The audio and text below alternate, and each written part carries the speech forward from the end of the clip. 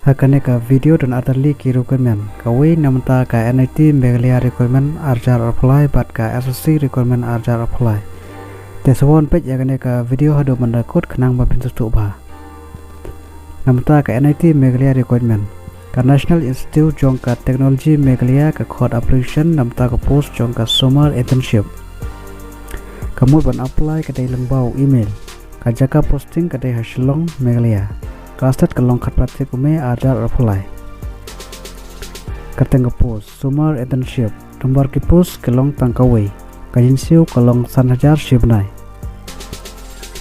Kadan pule ki kandidat ki dei ki bela pendap ya ka MSc na kano ka recognized sport lane university. Age limit katkum ka NIT Meghalaya nom. Ka application fees nil omdon ka selection process ka dei interview.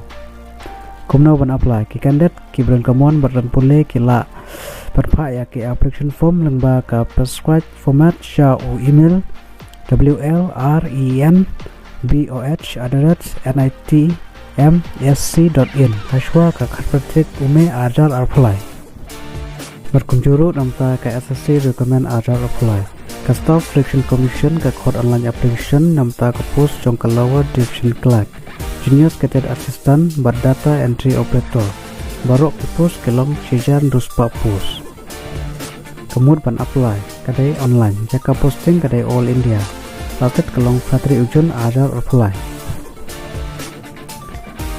kateng post lower division clerk junior cadet assistant kadisio level 2 akan raja naispa adu raja aspa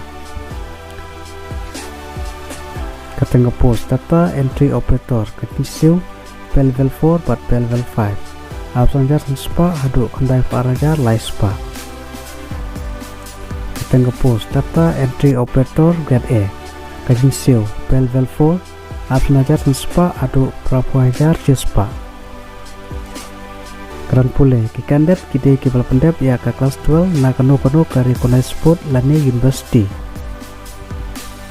Age limit ki kandidat ki dei bandon karta ka ba khatpra hadu arpnusnam karta ka upper age relaxation namta ki OBC kandidat license namta ki SC ST kandidat sansnam namta ki PWD kandidat postnam. Application fees barok ki kandidat kalong cispa namta ki ST, SC, serviceman, woman candidate nil omdon.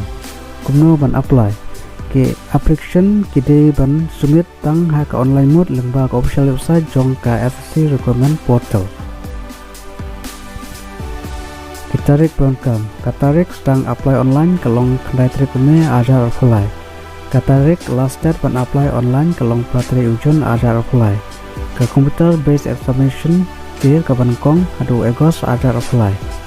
Computer based information tier ka R on sa ajutip Khublei Shibun.